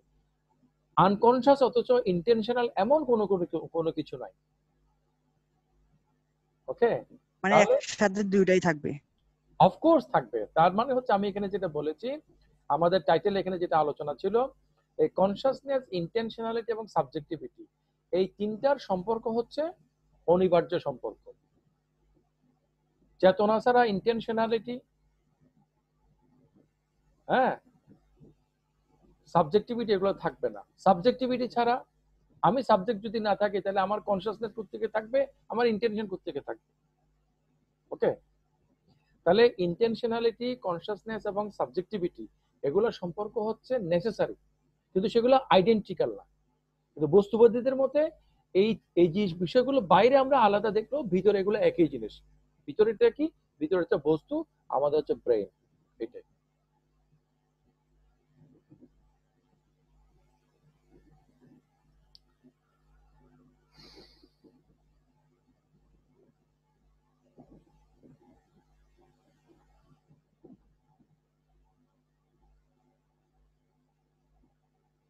তাহলে এখানে যে লেখাটা তোমরা দেখতে পাচ্ছ, এটা কি কালার ম্যাম? মিতুল ম্যাডাম, উনি কি চলে গেছেন?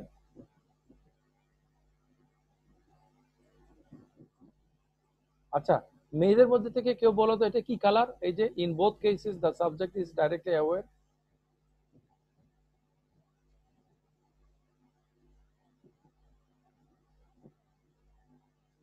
আমার কথা কি শোনা যাচ্ছে? এটাকে আসলে পেস্ট কালার বলা যায়। কি কালার? পেস্ট কালার, মানে পেস্ট নীল, কালার। নীলের কাছাকাছি আর কিছু, পুরোপুরি নীল না, পেস্ট কালার টাইপের একটা কালার। আচ্ছা, নীলচে নীলচে। অবশ্য একজনে নীল বলছে, অনেকে, কিন্তু এটা পেস্ট কালার। আচ্ছা, স্যার সায়ান কালার বলে এটাকে। কি কালার? CYAN।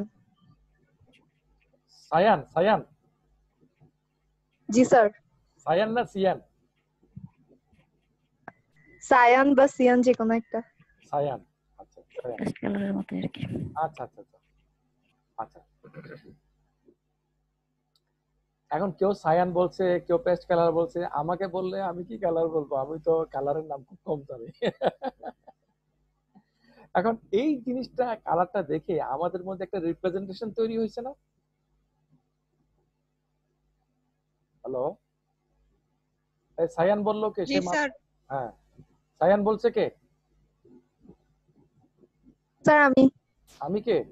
অপি। অপি। এই অপি, তুমি থাকো, জি স্যার। অন করে রাখো। জি sir. In both cases, the subject is directly aware of the representation. In the former, a first-order representation, external world; in the later, a second-order representation of the first representation. তাহলে অপি, তুমি যে এই Sean কালারটা দেখতে পাচ্ছ, জি sir. নীলচে colour, এই কালারটা যে আমরা তুমি দেখতে পাচ্ছ, এই দেখার মাধ্যমে তোমার মধ্যে একটা রিপ্রেজেন্টেশন তৈরি হয়েছে না? জি স্যার। আচ্ছা, মনে করো এই যে আমাদের বিখ্যাত উদাহরণ কলম। আমার হাতের এই কলমটা দেখে আমার মধ্যে, তোমার মধ্যে, যারা দেখছে সবার মধ্যে একটা রিপ্রেজেন্টেশন তৈরি হয়েছে না? জি স্যার। কলমটা হাতে আছে, কিন্তু কলমের জ্ঞানটা তো মাথায় আছে, তাই না? তা আমার মাথার মধ্যে কি কলমের কোনো কিছু আছে? না। থাকার কোনো সুযোগ আছে? না স্যার। তাহলে কলমটা যে আমার হাতে আছে, এটা আমার মাথার মধ্যে জ্ঞানটা কিভাবে উৎপন্ন হয়েছে? একটা রিপ্রেজেন্টেশনের মাধ্যমে না? জি স্যার। হ্যাঁ, তাহলে এই কলমটা মনে করো আমাদের হাত থেকে আমরা সরাই ফেললাম, অথবা এই কলমটা তোমরা এখন দেখতে পাচ্ছ না। তাহলে এখন কলমটা নিয়ে তুমি যে ভাবছো, এই ভাবনাটা তোমার ওই দেখার প্রথম যে রিপ্রেজেন্টেশন, সেটার ভিত্তিতে আরেকটা সেকেন্ডের পরে থার্ড, এভাবে হায়ার রিপ্রেজেন্টেশন তৈরি হয়েছে না? জি স্যার। এই কথাটা এখানে মধ্যে বলা হচ্ছে যে যে আমাদের মধ্যে এই রিপ্রেজেন্টেশন গুলো তৈরি হয়, এবং এই যে এখানে যেটা বলা হয়েছে, এই যে এখানে দেখতে পাচ্ছ বোল্ড করা আছে, knowledge is mediated by representation. Okay,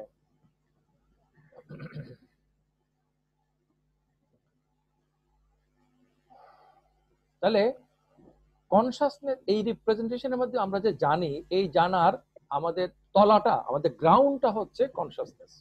consciousness is at bottom a manifestation of intentionality insofar as intentionality in general and qualitative similarity judgments in particular require the presence of a subject.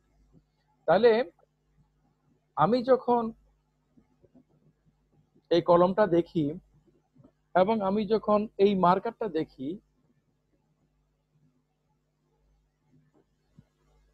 আচ্ছা, আমি যখন এই কলমটা দেখি এবং এই মার্কারটা দেখি, তখন এই দুইটার মধ্যে আমি যে পার্থক্য করতে পারি, কিসের ভিত্তিতে পারি?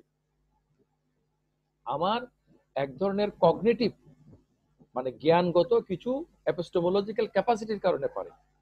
এই আমার এই এপিস্টেমোলজিক্যাল ক্যাপাসিটি গুলো মানে কাজ করার জন্য আমার ইন্টেনশন, আমার কনসাসনেস, আমার থট, আমার অনেকগুলো রিলেটেড অ্যাসপেক্ট গুলো দরকার। হ্যাঁ, কে জানি প্রশ্ন করতে চাইছে, প্রশ্নটা করো। হ্যাঁ,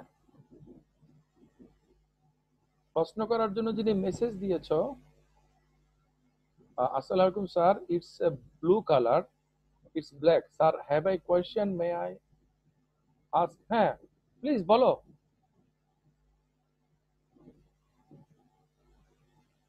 এই মেসেজটা যে করেছো সে প্রশ্নটা বলো। ক্যাটরিনা কাইফ, হ্যাঁ ক্যাটরিনা কাইফ, কি প্রশ্নটা বলো।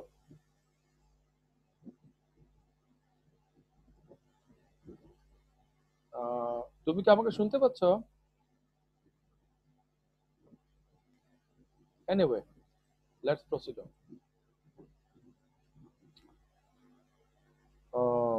তাহলে আমরা যখন মানে এই জ্ঞান অর্জনের প্রক্রিয়াতে অগ্রসর হই, তখন আমাদের ইন্টেনশনালিটি সাধারণভাবে কাজ করে এবং সেগুলোর মাধ্যমে আমরা কোয়ালিটেটিভ জাজমেন্ট গুলো পার্টিকুলারলি করি। তাহলে আমাদের এই যে পারসেপশন, এই পারসেপশনটা কি ডাইরেক্ট নাকি ইনডাইরেক্ট? আমাদের রেগুলার স্টুডেন্টদের মধ্যে কি কেউ বলো?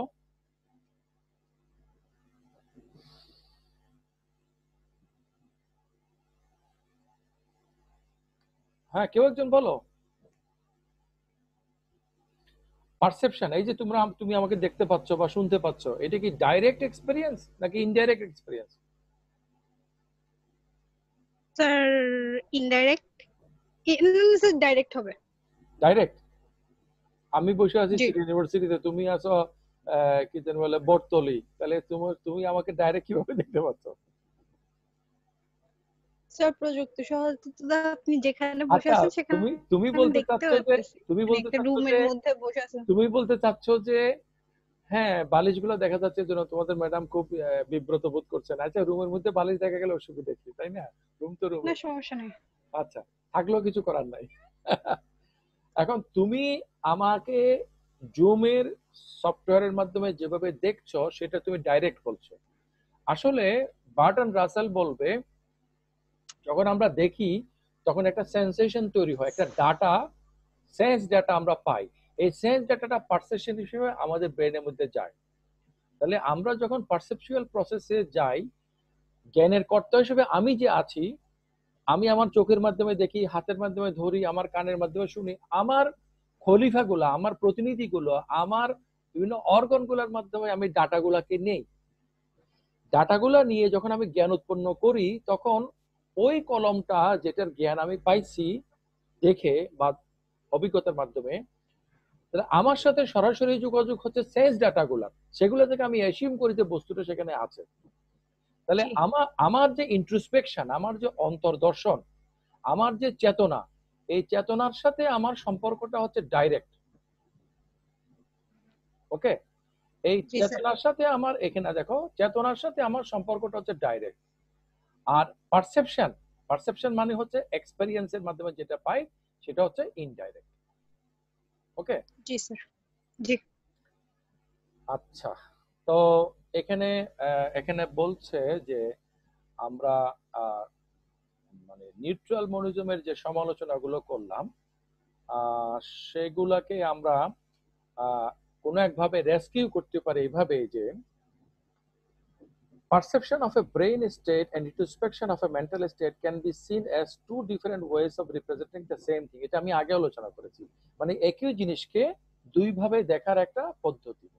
তাহলে আমি একটা মুদ্রাকে এভাবেও দেখতে পারি, এভাবেও দেখতে পারি, এবং 100 টাকার মুদ্রা এইটা না হইয়া এখন যদি অন্য একটা মুদ্রা বের হয়, কথা কথা একটা কয়েন বের হয়, সেটাও 100 টাকা হবে।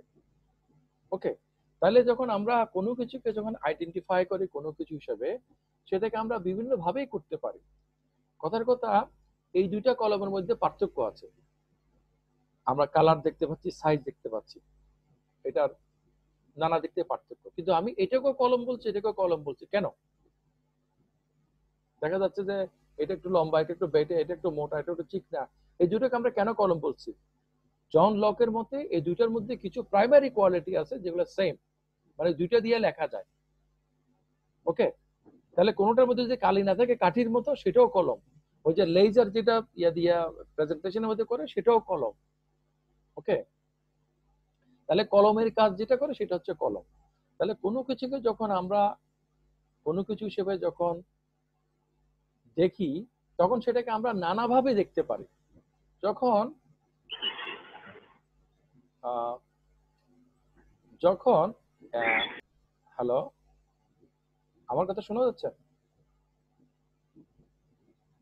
হ্যালো, জি স্যার, শোনা যাচ্ছে। আচ্ছা, যখন আমরা কোনো কিছুকে দেখি, তাহলে বার্টন রাসেল বলবে যে আমরা আমাদের মানে দুনিয়ার মধ্যে, তো জগতের মধ্যে সবচেয়ে জটিল মেশিন হচ্ছে হিউম্যান ব্রেন। এই ব্যাপারে আস্তিক নাস্তিক সব পক্ষ একমত। মানে বিশ্ব জগতের মধ্যে সবচেয়ে জটিল যন্ত্র, জটিল জিনিস হচ্ছে যে হিউম্যান ব্রেন। এই হিউম্যান ব্রেন কি বডি নাকি মাইন্ড? বার্টন রাসেল বলবে যখন আমরা পারসেপচুয়াল প্রসেসে দেখবো, এক্সপেরিয়েন্সের দিক থেকে কজাল প্রসেসে, তখন এটা পুরোটাই হচ্ছে একটা বডি। আর যখন আমরা ইন্ট্রোস্পেকশনের মাধ্যমে দেখবো, হ্যাঁ, আমাদের কগনিটিভ অ্যাসপেক্টে দেখবো, তখন আমরা দেখবো যে এটা হচ্ছে ফুললি একটা কোয়ালিয়া।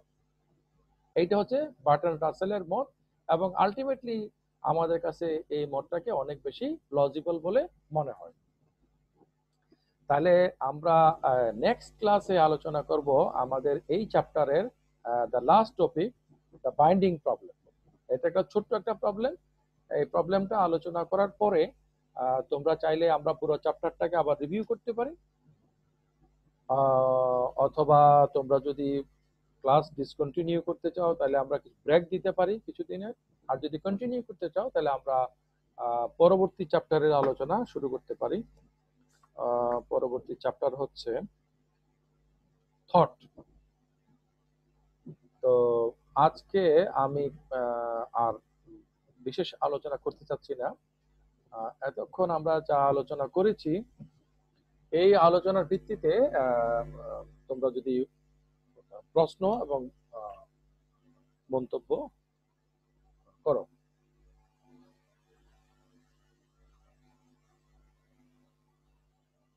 প্লিজ, হ্যাঁ বলো। স্যার আসসালামু আলাইকুম। এই তোমার সাথে আমার বিরাট ঝগড়া। জি স্যার, কেন? কেন কেন মানে প্রত্যেকটা ক্লাসে আমি তোমার নাম ধরে তোমাকে জিজ্ঞেস করি কথা বলার জন্য, বাট ইউ ডিডন্ট অ্যানসার। তুমি কি জুম লগ ইন করে কিছু কোথাও ফুটে যাও নাকি? নাকি কাউকে দায়িত্ব দিয়ে যাও যে কি বলে জানি শুনিস? এই যে কে জানি আমাকে বলছে যে স্যার আপনি আমাকে খুঁজছিলেন, তার মানে সে বুঝে গেল যে সে ছিল না। না স্যার, অ্যাকচুয়ালি হচ্ছে আমার ফোনের মধ্যে কিছু সমস্যা আছে ইন্টারনাল, আর হচ্ছে স্যার ওয়াইফাই মানে যাওয়া আসা করে, আর আপনার কথাগুলো ঠিক মতো আসে না, মাঝে মাঝে এরকম সমস্যাটা হয়। তুমি আছো কোন জায়গাতে? স্যার আমি শেরশাতে, বাইরে আমি। আচ্ছা, তুমি মানে ডাটা ডাটা কিনে 4G ডাটা, যে কোম্পানির হোক না কেন 4G ডাটা কিনে লগ ইন করবা, বুঝছো? জি আচ্ছা স্যার। ওয়াইফাই শহরে যেগুলো ওয়াইফাই, যেগুলো খুব ফাঁকিবাজি ওয়াইফাই। তো তোমার প্রশ্নটা স্যার বলো। সবাইকে টেলিটক নিয়ে ফেলতে বলেন, ওখানে অনেক অফার দিচ্ছে। হ্যাঁ হ্যাঁ হ্যাঁ। আচ্ছা, তো তোমার স্যার আমার প্রশ্নটা হচ্ছে যে আমরা যারা হচ্ছে সুস্থ স্বাভাবিক মানুষ, আমরা হচ্ছে কোন একটা জিনিস বা কোন একটা বস্তু ওখান থেকে হচ্ছে যেই সেন্স ডাটা গুলো পাই, সেটার মাধ্যমে হচ্ছে আমরা কোন একটা কিছু সম্পর্কে ধারণা নিই।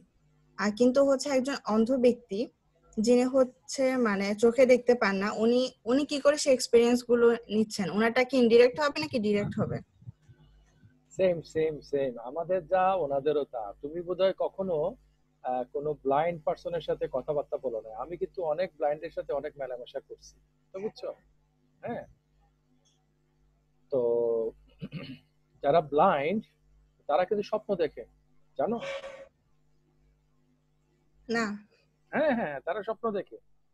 এবং তারা কি কালার স্বপ্ন দেখে নাকি সাদা কালো স্বপ্ন দেখে? যারা ছোটবেলায় কালার দেখে পরবর্তীতে ব্লাইন্ড হয়েছে, সাপোজ টিন এজে, তারা কালার স্বপ্ন দেখে।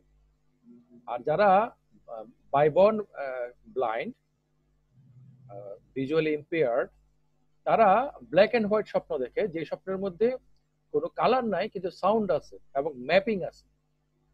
ওকে, ভালো লাগা খারাপ লাগা আছে। ওকে, তাহলে যে চোখে দেখে না তার সে কানে শুনে না, শুনে, হাতে ধরতে পারে, হ্যাঁ ধরতে পারে, তার জিহ্বার মধ্যে কি স্বাদ পাওয়া যায়? হ্যাঁ পাওয়া যায়, নাকের মধ্যে ঘ্রাণ পাওয়া যায়? হ্যাঁ পাওয়া যায়। জানোই না তোমার কোনো কিছু। আমরা যা পাই তার চেয়ে 10 গুণ বেশি পাই, বুঝছো? জি জ্যোতি, স্যার। যারা ব্লাইন্ড তারা তাদের মানে প্রকৃতি বা ঈশ্বর এমন একটা ব্যবস্থা করেছে যে তারা আমাদের চেয়ে বেশি শুনে, তারা আমাদের চেয়ে অনেক অনেক বেশি তাদের অন্যান্য ফ্যাকাল্টি গুলো কাজ করে। হ্যাঁ, কিন্তু স্যার ধরেন হচ্ছে আইফেল টাওয়ার, আমি একজন সুস্থ স্বাভাবিক মানুষ, একটা আইফেল টাওয়ারটা দেখতে পাচ্ছি, এটা অনেক বিশাল একটা কিছু, কিন্তু ও তো দেখতে পারবে না। হ্যাঁ, ও কি করে আইফেল টাওয়ার সম্পর্কে জ্ঞান লাভ করে? আচ্ছা, তোমারও তো তুমিও তো একটা ব্লাইন্ড, আমিও ব্লাইন্ড অবশ্যই।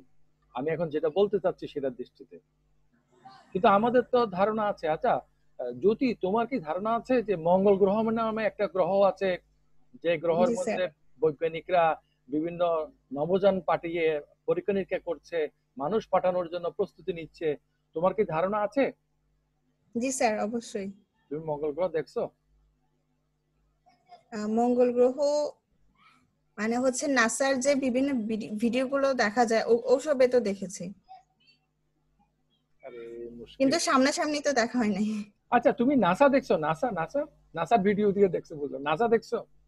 নাসার হেডকোয়ার্টার ওটা হচ্ছে ইউটিউবে বা হচ্ছে গুগলে ওসব থেকে তোমার সাথে দেখা আমি সারাদিন ঝগড়া করতে পারবো, কিন্তু তুমি সহজেই এটা বুঝতে পারবে যে আমাদের অনেক জ্ঞান আছে, যে জ্ঞানগুলো আমরা সরাসরি অ্যাকোয়েন্টেড হয়ে, পরিচিত হয়ে, প্রত্যক্ষ অভিজ্ঞতার মধ্যে পাই না, বরঞ্চ পরোক্ষ বর্ণনার মাধ্যমে আমরা এই জ্ঞানগুলো অর্জন করি, যেটা বলেছে Bertrand Russell, knowledge by acquaintance, knowledge by ডেসক্রিপশনের পার্থক্যের মধ্যে।